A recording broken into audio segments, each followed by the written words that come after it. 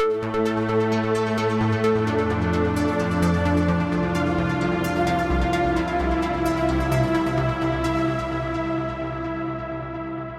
and welcome to the Sensibly Speaking podcast. This is Chris Shelton, the critical thinker at large, coming at you on iTunes, Stitcher, Google Play, and with video here on YouTube. This week, I have guest John Sweeney, a BBC reporter who has had more than a little bit of a run-in, I guess you could say, experience with Scientology, the Church of Scientology. He famously did an episode of BBC Panorama with the Church of Scientology that had all kinds of fun and games going on in it. We'll talk a little bit about that. He is also the author of this book, Church of Fear, which was all about that experience. And it's actually, this is really good. And it gives a lot of inside information on what happened and how everything went down. And like I said, we're going to talk a little bit about that during the podcast here. But I also have questions for John about other places he's been, because he's been to some very interesting places in this world that have parallels to Scientology. So, John, welcome to my podcast. Hiya. Hey. Hi, Chris. So first off, why don't we just, for everybody who is not familiar with the backstory, let's just very briefly go over how did you first hear about the Church of Scientology and get involved in that with Panorama, and then basically what happened? A long time, I mean, all of us, I went to the LSE, and in the 70s, late 70s, 77 to 1980, and I was aware of the Church of Scientology back then when I was a student. They have a recruitment centre on Tottenham Court Road.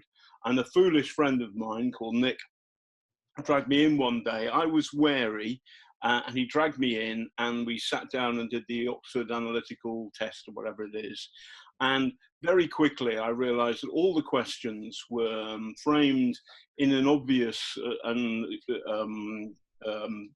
unpleasant way, so that you would end up feeling that there was something wrong with you, you had big problems, and that Scientology would be the solution for those problems. And very quickly, I started going through the entire test, drawing a diagonal, so that a continual bouncing diagonal, and at the end of it, I filled in the name, not my own name, but of somebody I didn't like at the LSE, who I think stolen a girlfriend from, something like that. So I just thought, so I kind of got it straight away. That was, and I was whatever, 18, 19, something like this. Then I've become a newspaper reporter. I'm aware of Scientology. I don't think I do any stories as a newspaper reporter. And we end up doing a film, BBC documentary about the Kabbalah Center.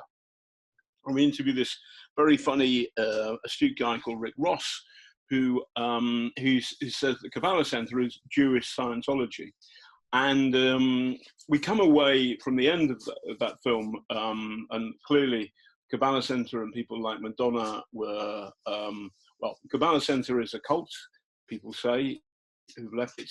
And Madonna had allowed her celebrity power to be misused as being an ambassador for this flagrant nonsense. But it felt to us like, having done a small dinosaur, that we should go and take on the T-Rex. And that's exactly what we did. We went to, we had a look at it, and had a very clever producer, Sarah Mole, who's from Essex. And she studied them and saw the various films and other bits of journalism that other people had done. We're talking, this is 2006. And identified what they do, which is that they come at you very, very hard. And they come at your management as well. If you're a journalist, they come at your publishers, and therefore spook you so much that you pull out or pull backwards or become much more timid. She also identified that they would change the game. They would not play the rules of the game.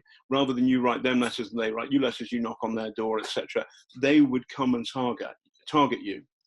And Sarah's got an Essex accent, says, "Hey, John, you've seen Jurassic Park, ain't ya?"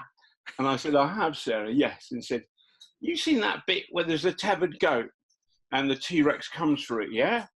And I said, yes. And she said, well then, you're the tethered goat. You could bleep that. And I went, yeah. And that was the plan. And what was so funny was it worked perfectly. She was absolutely right. Every time we did anything, the T-Rex would come for me, and we made sure we had a big camera. Bill Brown, a big tough cameraman, a big camera, but we always had a little kind of high 8 camera. I'm forgetting the technology, but a small one before good mobile phones. So we were able to shoot whenever we were attacked, and we were attacked all the time. And the thing is, I blew it because the tethered goat turned into a tethered rhino. That's right. Your famous blow up with Tommy Davis. Yeah, eventually Tommy Davis got under my skin too much. I said that morning, I said to Sarah, I can't do this anymore. And she said, hey, you know, get on with your job. And I lost my temper. I apologized then, and I apologize now. And you should play a clip of it on your podcast. I will, because people need to see it who haven't. But you should, people who've got harder hearing, they'll be okay, but people with normal hearing, they should turn the sound down. I'm not an expert on brainwashing. And when asked in that case why he kept making the accusation, Sweeney's reaction was unexpected, to say the least. No, you stop! No, listen to me! You were not there at the beginning of that interview! You were not there! You did not hear or record all the interview! Do you understand? Brainwashing is a crime Did you understand? against humanity. You are quoting the second half of the interview! Not the first half! You cannot assert what you're saying! Right. Well, certainly not your proudest moment, but very, very enlightening. And I wanted to actually ask you, you know, I guess it was a year or two after all of that went down. Tommy Davis, of course, was pushing your buttons, and he was very much doing it on purpose. But Mike Rinder was also there. He was still a Sea Org member at the time. And he, after he came out of the church, you and he got together, and he was able to tell you exactly what happened. Now, how much of what he told you, as far as with the hijinks they were up to, how much of that was revelatory to you? It was, there were two things that Mike said, which were shocking. By the way, we worked out quite quickly that he'd vanished, because normally the two of them turned up. And then Tommy vanished. The gossip was that he'd gone off to Las Vegas because he knew he'd screwed up in some way, offended Miscavige, and he ran away. And then Mike on his own came and kind of monstered me in, actually at Tottenham Court Road, or he was there, and we met, and he had yet another go at me. And by this time I'd heard, this is all in 2007, I'd heard that Miscavige had beaten him several times. I put that to him, and he denied it with a real intensity. And so 3 years later, Sarah tracked him down. We found out that he'd left, and we tracked him down to a car dealership in Virginia. And Sarah asked him, and he ummed and ahed, and eventually he came across to London, and I met him.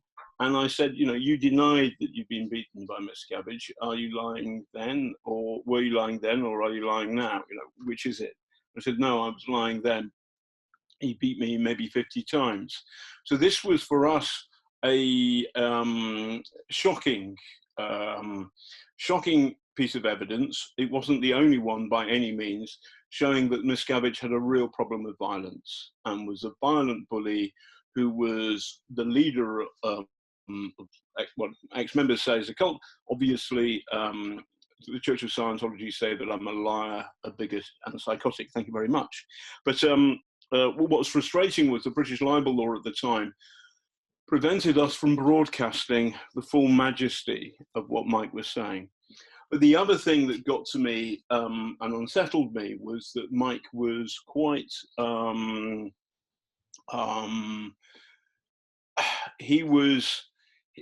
they had set out to destroy me. They had set out to make me lose my temper, to lose my cool, so I'd lose my job.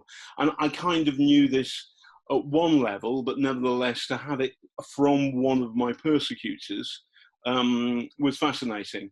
The other strange thing is that Mike and I have become good friends since this. And when he got married again, I was invited to his wedding. And it was like inviting Satan to your wedding. It was, you know, if you're in the Church of Scientology or something. So that was very, very funny. So then, was there any other off-camera consequences or ramifications to what happened from your story, from Panorama, on them? Yeah, well, there was a lot of heat from us, and the BBC thought about sacking Sarah and I. And they thought about it. BBC management doesn't like a BBC reporter to go and screaming. But by the way, I don't like it. I'm sorry, I apologise then, and I apologise now. My son said, I'll tell the story, he's a fitness freak, and he was on a running gym, a double running gym, with his...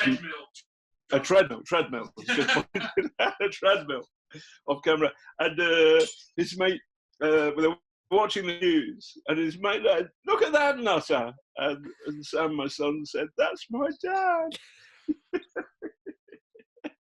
Hey, I apologise then, and I apologise now. My daughter too sort of had, "Oh, Dad, you're so embarrassing," all of that stuff. But nevertheless, it was an honest moment of emotional,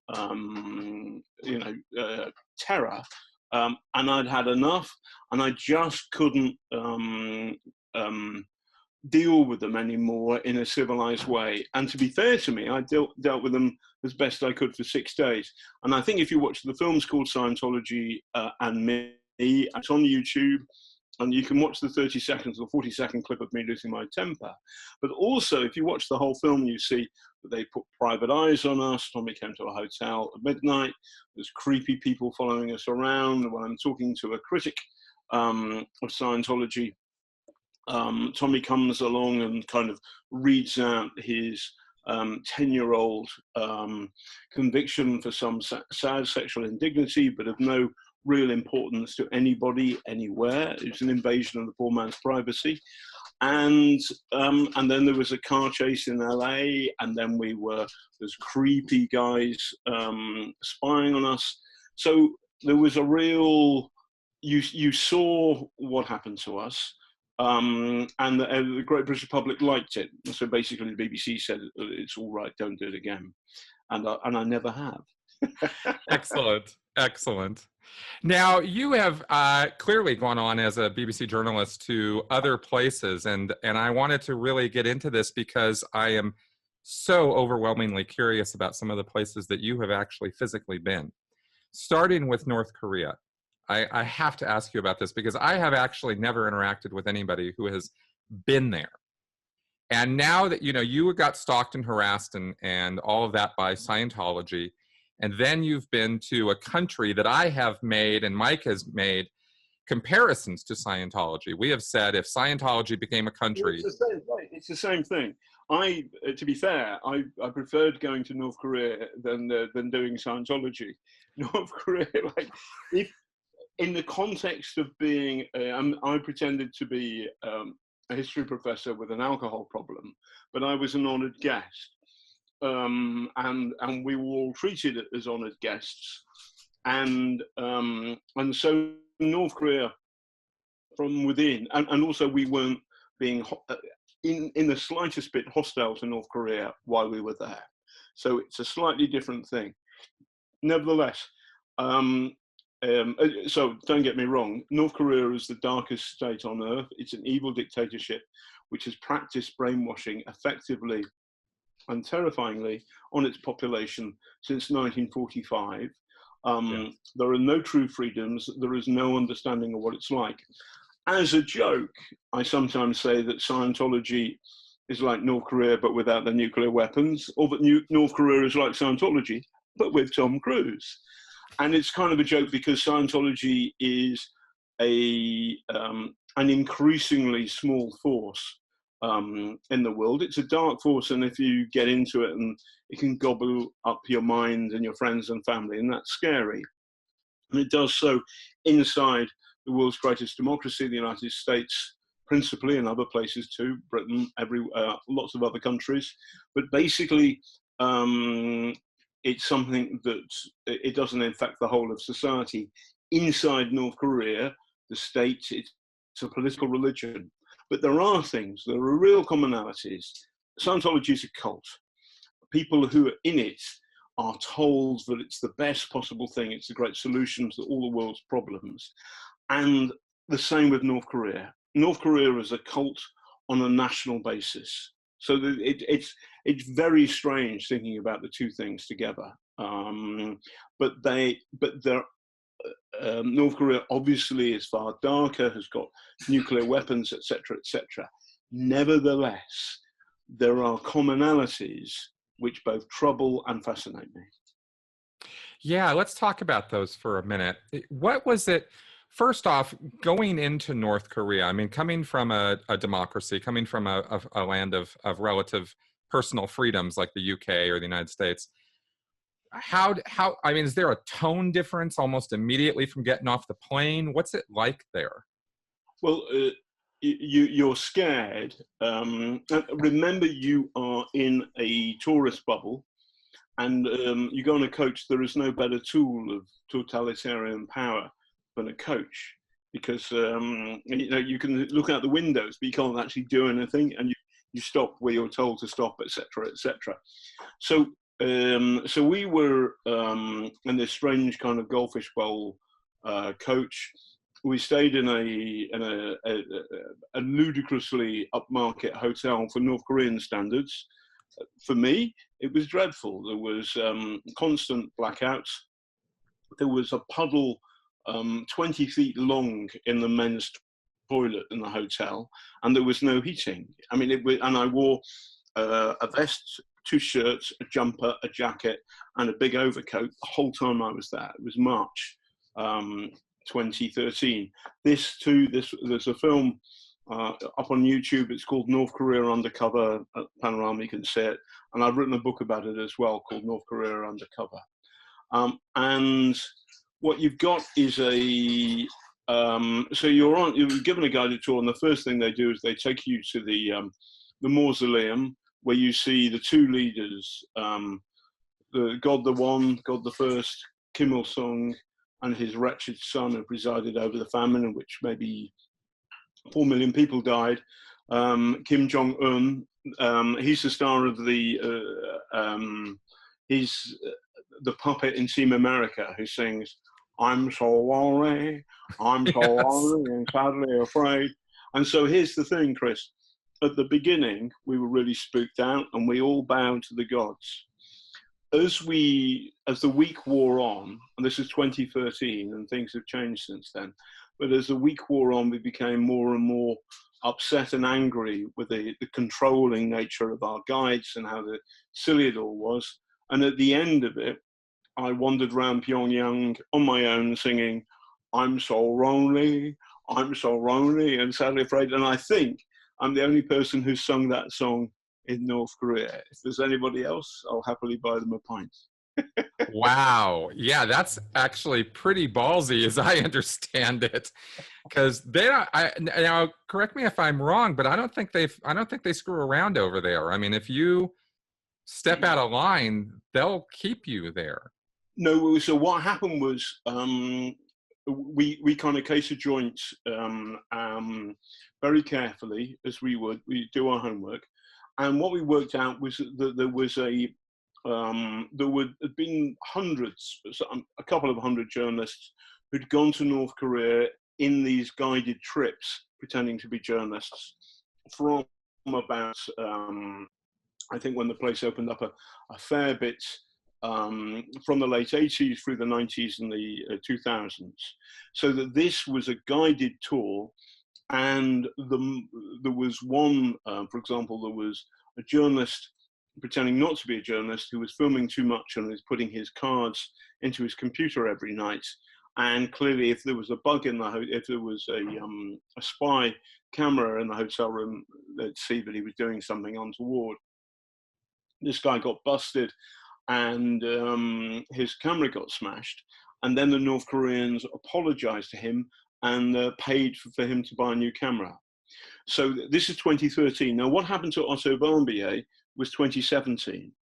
So this was 4 years onwards, I think. Or 2016, but it was considerably in the future.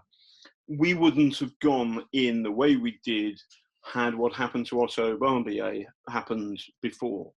But actually, it felt the risks were low. The risk is high if you're a Korean American and if you're an evangelical Christian.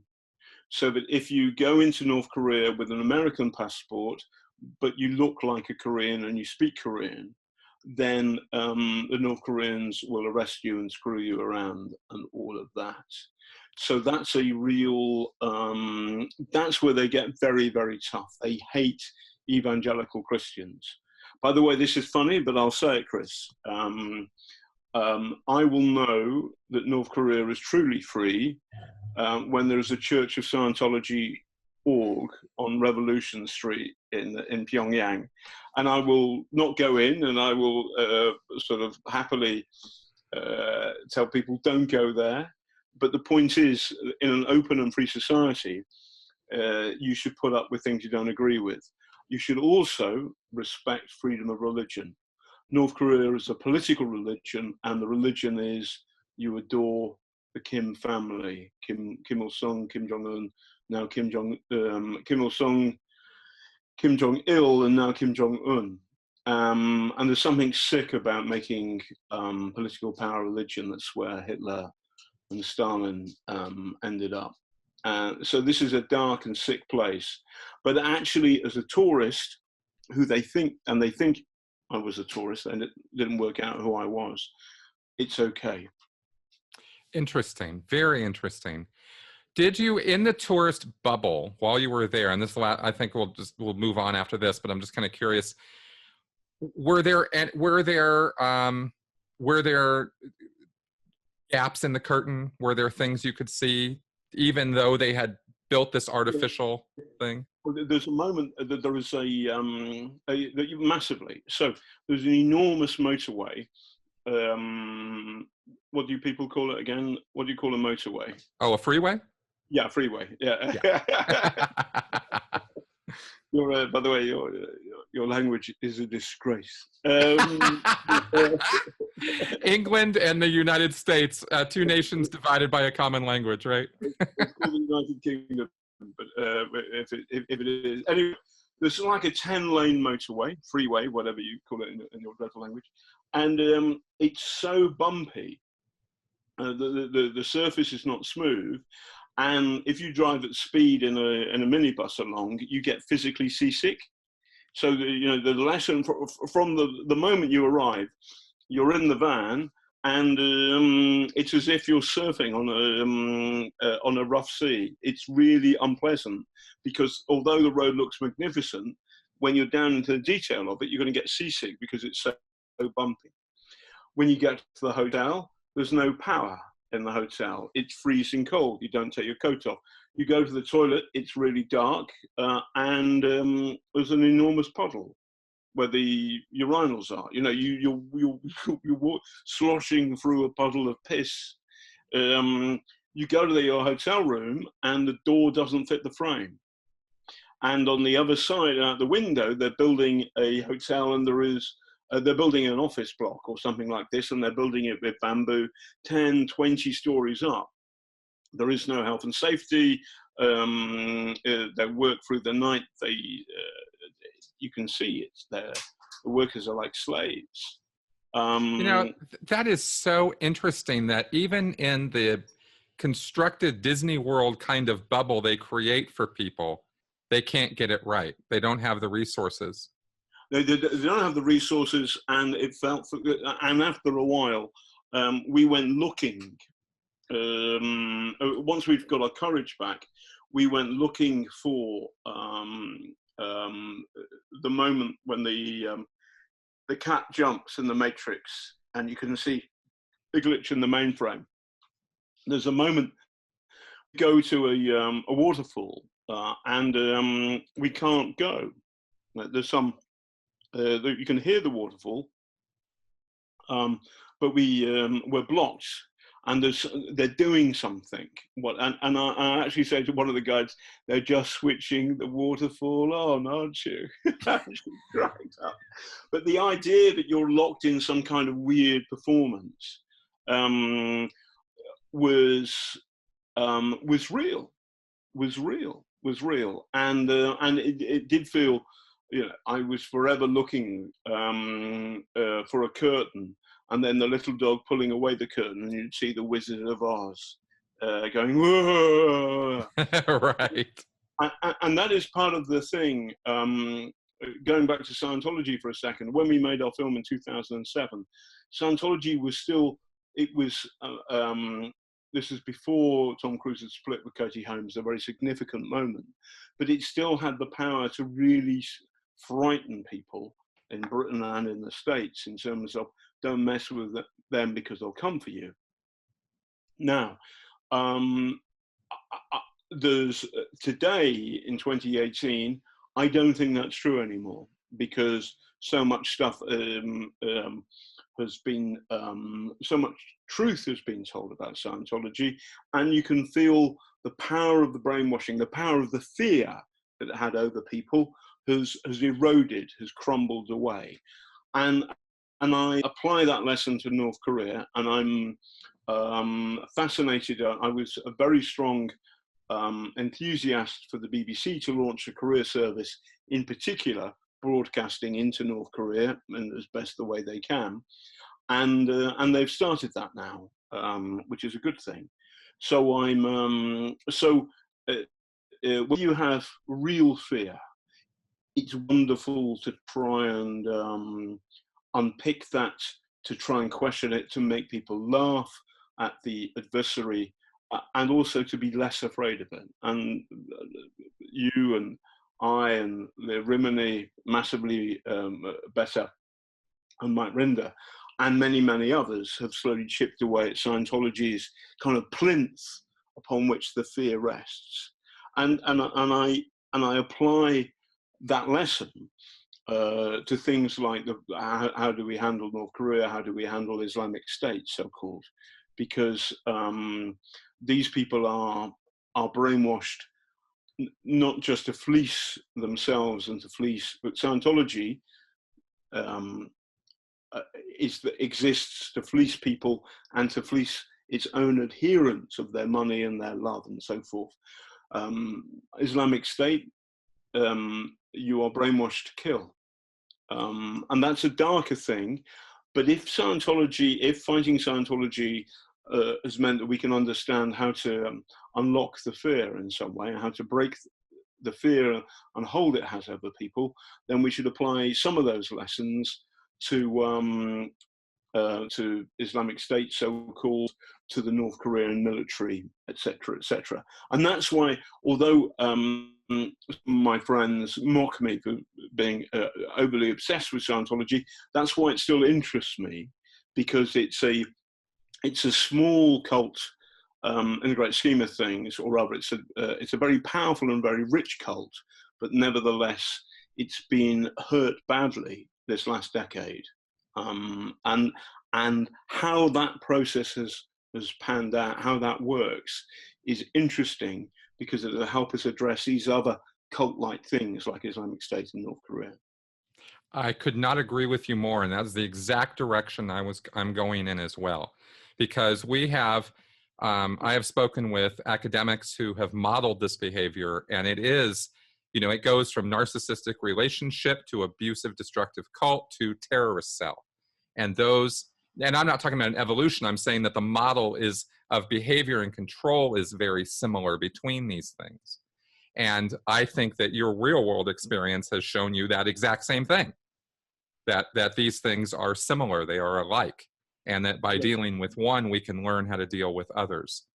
There's a professor who wrote the book about thought control. which I read in completely morbid fascination. So Rick Ross has got, when we met him doing the Kabbalah Center film, he said, a cult's got to have three things to be a cult. It's got some kind of belief system, some kind of thought control and brainwashing, and it has some kind of messiah figure. Scientology, Xenu, and all that stuff. Brainwashing, you're brainwashed so that you when the church says disconnect from your mum, you don't see your mum. And the thirdly, has it got some kind of tin pot messiah? That's David Miscavige. That's Tiny Fists. And then the professor who wrote the book Thought Control or Brainwashing, Robert's his first name. I've forgotten his name. Robert Lifton. Yeah, Robert Lifton. Yes. I for a while, I read his book and I had it under my pillow for a while. But he set out a number of rules for brainwashing, one of which is restriction of information. Yes. And another of which is the deification of the entity, of the cult, and the demonization of the other, and recitation of gibberish is another factor, another identifier, and then the denial of self and the promotion of the entity. All of this is Scientology, all of this is North Korea, all of this is Islamic State, so-called. So I was, so now obviously they're different. I am not saying that spending too much money on Scientology and being horrible to your family, which is what can happen to you if you get locked into Scientology, is the same kind of thing as beheading people or being locked inside North Korea. But there are real similarities and they're fascinating. Exactly. I agree completely. Let's talk about Middle East for a little bit, because you've been there physically as well. Where have you gone there, and what kind of things have you seen that lend themselves to what you're talking about here? Oh, I've been to Iraq, Syria, Afghanistan, Egypt, Israel, the occupied territories, Palestine, whatever you call it.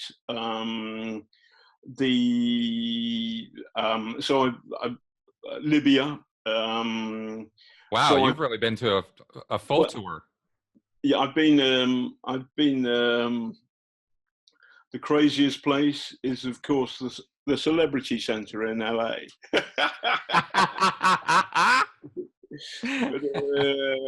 yeah, I mean, you know, you go to Sadr City in East Baghdad, which is the heavy duty Shia hangout, and that it's potentially a scary place. I've been undercover in Egypt. We got arrested, all that stuff. Nothing competes with the Celebrity Center in LA. That is hilarious. Well, what sort of things do you see? Because I'm actually extremely curious about the Middle East, and I know that there's a potpourri of cultures and tribalism and all kinds of backstory to every one of these countries. The potpourri in English is the potpourri of the Roman Catholic Pope, but you're talking about potpourri. Yes, yes. I've read that. A variety, a mixture. Yeah. Okay. Yeah. No, huge mixture. Yeah. No, that's all. So, what do you see as the most, from your own experience now? Because you actually said you've had boots on the ground there. What have you seen that you think would be the most influential element that makes those areas so volatile and so prone to violence? What did you observe? Well, funnily enough, the other thing, the kindness of strangers, the decency of ordinary Arabs and Jews and all of that, trying to live their lives as quietly as possible. But there is something about the power of religion to define you and to define the other, which is difficult, and it's very troubling. I did the second Intifada, which for the Observer before I joined the BBC in 2000, something like this. And I saw these young men or youths, 15, 16, 17, throwing rocks at the Israeli Defense Force, and to protect themselves, the Israeli Defense Force was shooting, because if a rock hits you in your head, it could kill you. But at the same time, they had massive more firepower, and they were shooting rubber bullets, and the rubber bullets, some of which would smash into people's faces. And I saw in one afternoon in Nablus 4 or 5 Palestinian youths die, and it was grim.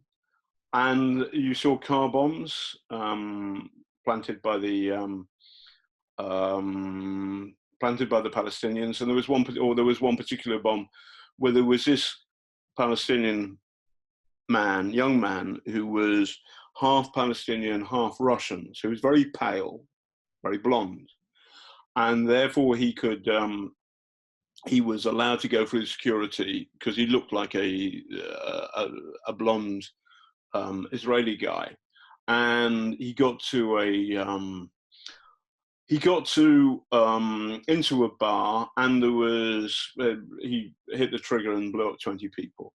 One of whom was a very, very beautiful young Israeli woman, whose mother was a police officer for the Israeli police in Jerusalem, and she was head of a missing persons unit. So when kids, adolescents, ran away from home, this lady, who was a lovely and decent human being, would go and try and find them. She was good at it. And then her daughter gets blown up. So, the sense, I went to the house, and they were lovely people, and very committed to a 2-state solution, to peace with the Palestinians, to an end of the stupid war. And her daughter's blown up. And they didn't change their views. But there was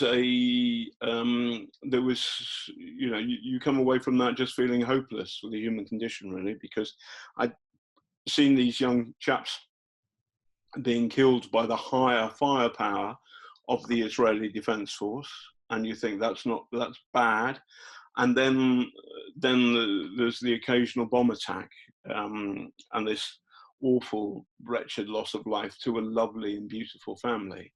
And it makes you weep, and one sees the same. Now, I understand that the Iraq War, for example, was a grave mistake, but also I'd seen what Saddam did to the Kurds in '91, and I'd been to Halabja. Saddam was no angel. So there's all sorts of difficult places. I don't like. Donald Trump called me thick when I interviewed him about his dodgy Russian-born gangster friend, Felix Sater. I asked him, Mr. Trump, why didn't you say to your friend Felix Sater, you're connected with the mafia, you're fired? And Trump got up and left. This too is up there on YouTube. There's a film I did for Panorama called Trump, the Kremlin Candidate, ? These days, I think we can take the question mark away, because Mr. Putin has said, no, I wanted him to win. And there is something about civility which is important. And I'm just talking specifically about Trump calling you thick. To be rude to people, you're on the way to demonizing them, and you're on the way to, it's a journey, but you can end up killing somebody you're very rude about, because they're not really human, are they? And so actually, in democracies, I know it sounds silly, but I think we should try to be polite to people. We should try to, as hard as we can, to be polite and civil and thoughtful and thinking about the other side of the argument. And so I don't like what Mr. Trump has done, which is to corrode and erode civility in discourse. and we should retain that. And I kind of, that's a simple thing that you see. But you know, hey, I'm not saying that people in the Middle East are not. You know, there's tremendous decency, tremendous courage, tremendous. There are some fine people, but they're locked in a very difficult situation. That's true. Would you say that the situation that they're locked in, because I agree with you completely, and I would even go so far as to say from within my own experience that it's probably the majority of people there are probably perfectly fine, decent people who don't want conflict and don't want violence. Would you say from your travels and experience and knowledge that this is a religiously based conflict that we're seeing? You know, when you look at the warfare that goes on between Iran and Iraq or Palestine and Israel, or is it political, territorial, or is it just such a jumbled mix of all of these things that you really can't tell? There's, you've got God and blood and soil, and all three, and gold. All of those things are going on at the same time. Religion is still, so in Britain, we're a post-Christian drinking society. That's a good description of London. You know, you look at the pubs in Soho on Friday night, they are packed out. You look at the churches, they are not so full. So, but nevertheless, you know, people like church bells. A friend of mine said, in a packed church, I'm an atheist. In an empty church, sometimes I'm touched by the presence of God. And that has a resonance with me. I was brought up a Catholic, and when the Pope's a Nazi, I'm not a Catholic, and the current guy, he's okay. So I kind of, I like that. Who's the very funny actor? Jason, who's was in the Church of Scientology, has left. Oh, Jason Lee, yes. Yeah. Smashing guy. But I said I said to him, I'm a lapsed Catholic. I said, oh yes, no, that's screamingly obvious, John. He was straight in there, very funny. But being a Catholic as a schoolboy in the 70s in England wasn't a problem. It was never it didn't define who I was in the slightest. Now, for my father, it was a Catholic. He was being a Catholic was difficult. He had a much harder time getting to a good school. He left school at 14. There was some prejudice still to that day in Liverpool, when he was the town city brought up on, because he was a Catholic and not a Protestant. That's true. So this changed. In the Middle East, if your life chances, if you happen to be a Jew as opposed to an Arab who follows Islam, in Israel, your life chances are really quite different. Equally, if you're Sunni or Shia in Iraq these days, the Sunni used to be top dog under Saddam, now the Shia are top dog. ISIS, an extreme violent form of Sunni Islam, we all saw the horrors there. But we've also seen a recoiling from that. So a little bit of optimism. So what people say is that I actually met the mayor of Palermo in Sicily. He said that before Islamic State was going, he met some immigrants who ended up in Palermo in Sicily. But after Islamic State had risen up, there was a feeling of, we've got to watch it. He was suggesting that the Muslim immigrants in Palermo were now worried about this, the impact upon their community of this horrible, tiny number of people doing what they're doing in Raqqa, etc.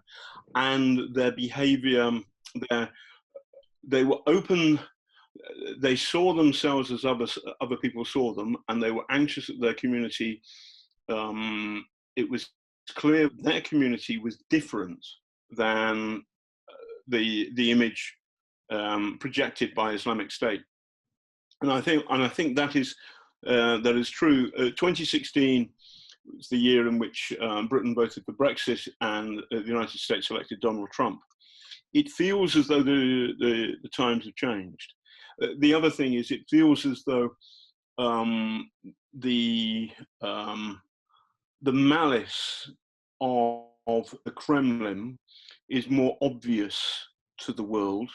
And so, from my own personal experience, you got to ask me, what's worse, Islamic State, so-called, or what the Kremlin's been up to. And I covered reported on all of the terror attacks in Britain last year, 5 of them, 4 in London, 1 in Manchester, and I would say Russia. The power of the Kremlin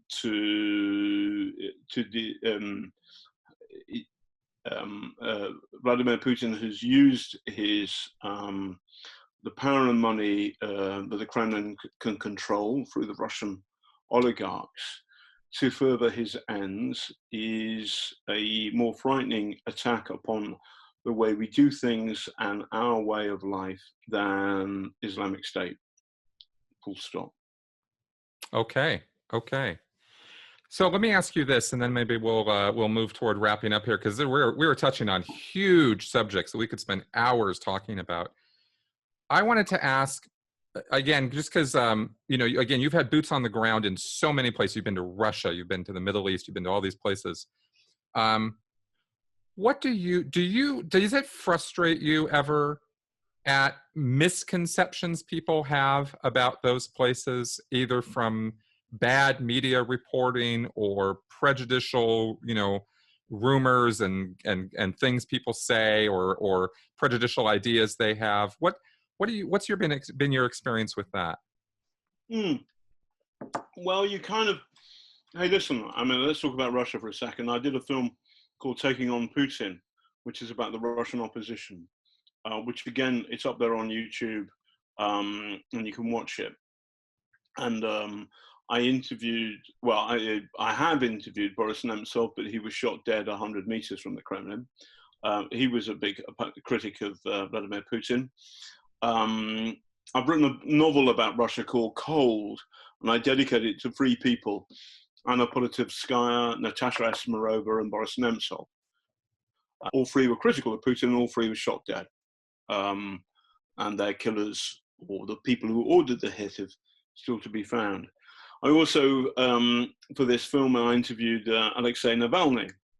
He's been, they threw green dye on him on the green dye. Inside the green dye was some nasty chemical nerve agent thing that almost cost him the side of an eye. His supporters, one of whom is beaten to a pulp by 3 men who never spoke a word to him. This suggests special forces. If they're your boats, they say, fuck you, etc. Silent. That's a state-sponsored attack. Another guy hit over the head by an iron bar. Another Navalny, essentially his chief of staff. Another guy who wore a Vladimir Putin mask to demos. He was a street cleaner, snow sweeper. He goes to work at 6 o'clock in the morning, and one guy tases him, and then he's on the ground with the electric shock, and then he's stabbed twice. So, shot, stabbed, poisoned, clubbed, beaten over the head. This is what happens to Putin's opposition. So when people say to me, oh, you're overdoing it, about what Russia's like, we went to the World Cup and the Russians were lovely. Yes, the Russians are lovely. Yes, you could have had a lovely World Cup in Russia, but it's not a democracy. If you wear a Theresa May mask in London, nothing will happen to you. If you wear a Donald Trump mask in the States, nothing will happen to you. There'll be hundreds of them. You wear a Vladimir Putin mask, you'll get tasered in Russia. You'll get tasered and stabbed. So that's true. And I'm scared by it. Now, most of the time, most people in most countries are lovely. That's true. That's a fact. But that's not my job. My job is journalism is kind of like the white blood cells in the body, that we go to where the shit is, and we create pus. That's what we do. We say, hey, look at this. You've got a problem here. And like, the sun is shining, terrific. Chris, I'm afraid to say, I didn't report on the royal wedding. Why not? Well, because like, it's not a story. It's a nice party. Lots of horses. It was lovely. The horses were great. The preacher went on for too long. He was great too. Meghan and Harry, they look lovely. They're very much in love. It's not a story. It's not what we do.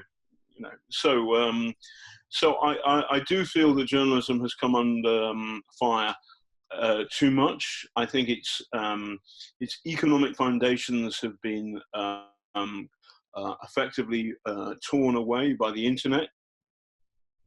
So newspapers, local newspapers, are closing across the Western world, and that's a shame, and that's a problem.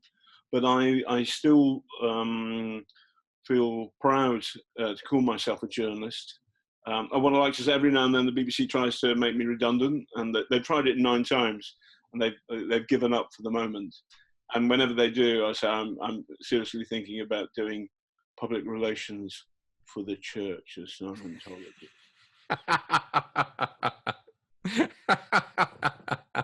Okay, good.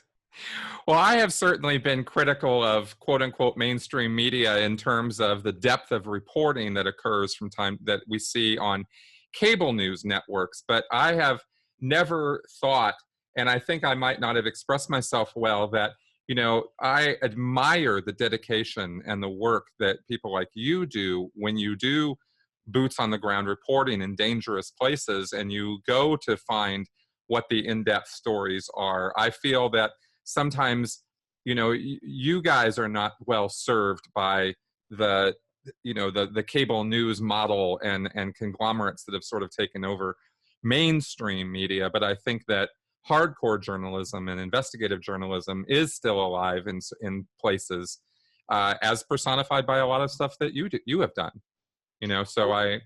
There's a club of us, and it's a laugh, and we're all slightly weird and all of that. But it's there's the motto, I think, comes from the Foreign Correspondents Club in Phnom Penh. All the women have a past, all the men have no future. Wow. Awesome, man. Awesome. Well, is there anything else you think, in terms of current work you're doing or work you've done that you want to preview or talk about at all before we wrap up here? A difficult question. I've written every now and then I wrestle with the difficulties of saying, you hear stuff and you think it's true, but you can't actually put it to air. So I've written a couple of books, novels, which are available on Amazon. Cold, which is about Russia, and then Road, which is about Syria. And they're my attempt to give a flavor of it.